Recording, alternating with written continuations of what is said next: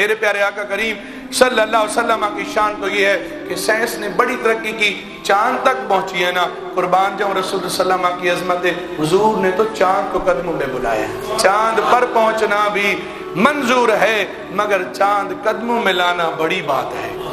تو معجزہ معراج دیکھ کر اللہ رب العزت نے لوگوں کو بتایا، اے لوگو ٹھیک ہے یہ ساری شانیں میں نے تمہیں عطا فرمائی ہیں لیکن تمہاری شان میرے نبی کی شان جیسی نہیں ہو سکتی۔ تب بھی تو گولڈے کے تاجدار نے کہا تھا کوئی مثل نہیں ڈھولن دی، چپ کر مہر علی اتھے جھا نہیں بولن دی، کوئی لفظوں میں کیسے بتائے ان کے رتبے کی حد ہے تو کیا ہے، ہم نے اپنے بڑوں سے سنا ہے صرف اللہ ہی ان سے بڑا ہے۔ قرآن کہتے ہیں سبحان الذی، پاک ہے وہ ذات جس نے سیر کرائی۔ اب بسا اوقات کہاں کچھ لوگوں کو غلط فہمی ہو جاتی ہے، غلطی کھا جاتے ہیں، کہتے ہیں یہ کیسے ممکن ہے، رات کے تھوڑے سے حصے میں لیلن، رات کے تھوڑے سے حصے میں مسجد حرام سے مسجد اقصی تک، پھر مسجد اقصی بیت المقدس سے آسمانوں تک، پھر آسمانوں سے ساتویں آسمان تک، پھر سدرۃ المنتہا تک، سدرۃ المنتہا سے لامکانوں تک، جنت کا نظارہ، دوزخ کا مشاہدہ، انبیاء علیہ السلام سے ملاقات، رات کے تھوڑے سے حصے میں، بھلا یہ کیسے ہو سکتا ہے؟ آسمان میں تو کوئی خرق و التیام نہیں، کوئی پھٹا نہیں، درمیان میں کرۂ ناری اور کرۂ برودت بھی ہے اور اوپر جانے کے لیے آکسیجن کی ضرورت بھی ہوتی ہے، یہ کیسے ممکن ہے؟ عقل اس بات کو نہیں مانتا، لہذا ہم اس کو نہیں مانتے، ہم سمجھتے ہیں ہماری 100,000 عقلیں ہوں قرآن کے ایک جملے پہ قربان ہیں۔ اللہ رب العزت نے ان تمام چیزوں کا جواب صرف ایک کلمے میں دے دیا، فرمایا سبحان الذی اسرا، اے لوگوں پاک ہے وہ ذات جس نے سیر کرائی۔ میں بس سبحان اللہ بول دیں، فرمایا اللہ پاک ہے، اللہ کسی چیز کا محتاج نہیں، اللہ آکسیجن کا محتاج نہیں، اللہ کسی گاڑی کا محتاج نہیں، اللہ کسی ہوائی جہاز کا محتاج نہیں، اللہ رب العزت کے لیے کرۂ ناری اور کرۂ برودت، خرق و التیام، کوئی چیز، یہ سب بے معنی ہے۔ رب نے جب سیر کرائی اور رب خود کہہ رہا ہے کہ اسرا،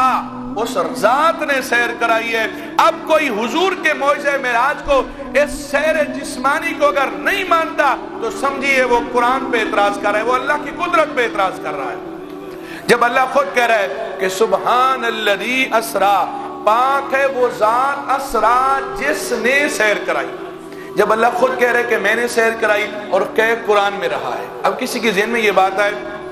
یہاں تو یہ ہے کہ مسجد حرام سے مسجد اقصی تک ہے اور آپ کہتے ہو آسمانوں اور لامکانوں کی سیر ہے، تو ہم کہتے ہیں قرآن مجید کو صرف ایک جگہ سے نہ پڑھو، قرآن مجید کو پڑھو تو پورا پڑھو۔ یہاں یہ ہے کہ مسجد حرام سے مسجد اقصی تک، اور وہ بھی اس لیے چونکہ اللہ کے نبی علیہ الصلوۃ والسلام یہ چیزیں بیان کر رہے تھے زمین والوں کے لیے،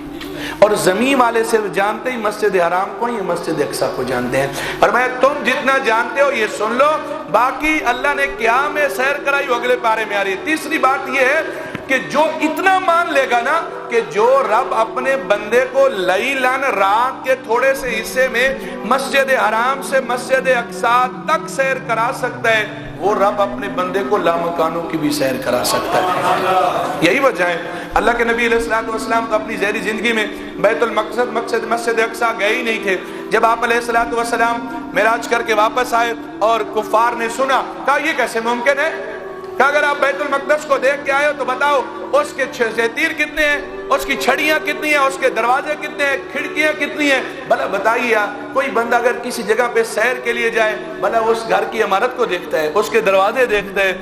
ایسا تو نہیں ہوتا بس وہ سیر کر کے والے۔ لیکن اللہ کے نبی علیہ السلام کی عظمت یہ ہے، فرمایا ایسی کوئی بات نہیں، تمہارے اس سوال کا جواب بھی اللہ کا نبی دینے کو تیار ہے۔ اب مشکات میں حدیث مبارک ہے، اللہ کے نبی علیہ السلام پتھر پہ کھڑے ہو گئے، فرمایا میرے سے پوچھو کیا پوچھتے ہو، فرمایا پوچھو اس کے دروازے کتنے ہیں، میں تمہیں بتاؤں گا اس کے دروازے کتنے ہیں، پوچھو اس کے شتیر کتنے ہیں، میں بتاؤں گا اس کا نقشہ کیسے ہے۔ جو جو کفار پوچھتے گئے اللہ کے نبی علیہ السلام بے نہیں وہ سب کچھ بتاتے گئے۔ فرمایا جو اتنا مان لے گا نا کہ جو رب رات کے تھوڑے سے حصے میں اپنے نبی کو مسجد حرام سے مسجد اقصی تک سیر کرا سکتا ہے، وہ رب اپنے بندے کو آسمانوں کو بھی سیر کرا سکتا ہے۔ ورنہ قرآن کہتا ہے، پڑھیے اب 27 پارہ سورہ نجم میں اللہ فرماتا ہے وَالنَّجْمِ إِذَا هَوَىٰ مَا ضَلَّ صَاحِبُكُمْ، یہ پورا وہ صف سیر معراج ہے جو آسمانوں کے اوپر تک ہوا۔ اور پھر قرآن مجید کو اگر ہم پڑھیں نا تو یہ سارے اعتراض ختم ہو جائے کہ اللہ نے فرمایا پاک ہے وہ ذات،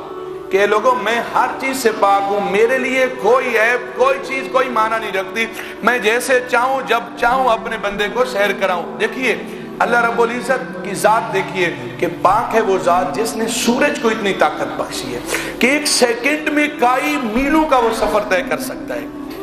آپ دیکھیے چاند کو وہ کیسے سفر کرتا ہے، یا قرآن مجید کو پڑھیے کہ اللہ فرماتا ہے وَإِذْ فَرَقْنَا بِكُمُ الْبَحْرَ کہ میں رب، میری قدرت یہ ہے میں چاہوں تو اپنے بندوں کے لیے سمندر میں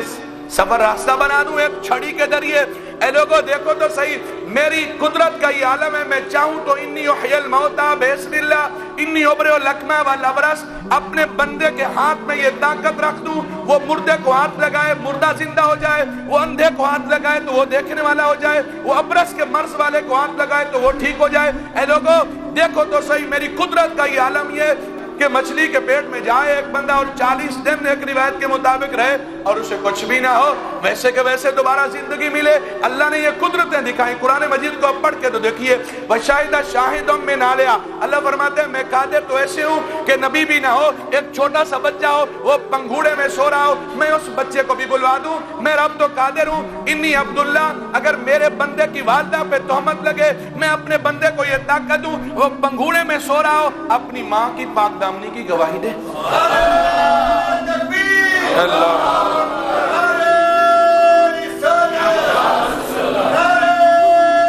اللہ فرماتا ہے میں وہ پاک ذات ہوں، میں اگر چاہوں فَسَخَّرْنَا لَهُ الرِّيحَ تَجْرِي بِأَمْرِهِ رُخَاءً حَيْثُ أَصَابَ، میں اپنے بندے کے تابع ہوا کو کر دوں، اگر وہ ہوا کو کہے کہ تیز چل ہوا تیز چلے، اگر ہوا کو کہے آہستہ چل ہوا آہستہ چلے، اگر ہوا کو کہے یمیناً دائیں طرف چلنا ہے تو ہوا دائیں طرف چلے، اگر بائیں طرف اشارہ کرے تو ہوا بائیں طرف چلے۔ اللہ فرماتے ہیں میں ایسا قادر ہوں، ایسی میری طاقت ہے، عُلِّمْنَا مَنطِقَ الطَّيْرِ، میں چاہوں تو اپنے بندے کو پرندوں کی بولیاں سکھا دوں۔ اب پڑھیے قرآن مجید، اللہ فرماتے ہیں میں ایسا قادر ہوں، حشر علی سلیمان جنود من الجن والانس والطیر، میں چاہوں تو اپنے بندے کے لشکر میں پرندے بھی بھیج دوں، جن بھی بھیج دوں، فرشتے بھی بھیج دوں۔ اے لوگوں میں ایسا قادر ہوں، النا لہ الحدید، میں اپنے بندے کے ہاتھ میں یہ طاقت دے دوں، اگر وہ سخت سے سخت لوہے کو بھی ہاتھ لگائے تو میں اسے بھی موم بنا دوں۔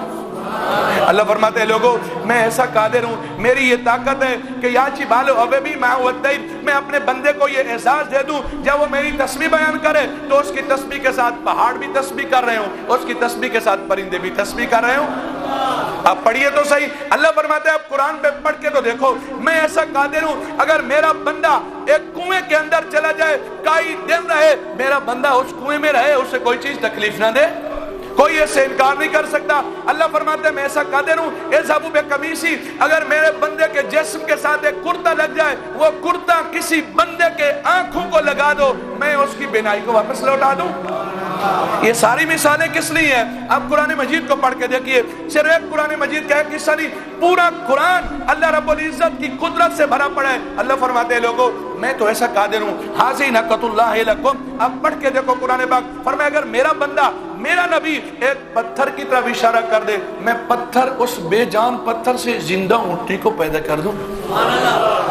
بلکہ اگر قرآن مجید پڑھتے ہیں تو سبھی اباب کے علم اللہ فرماتے ہیں میں تو ایسا قادر ہوں، چاہوں تو بغیر ماں باپ کے بندے کو پیدا کر دوں، چاہوں تو بغیر باپ کے پیدا کر دوں، چاہوں تو بغیر ماں کے پیدا کر دوں۔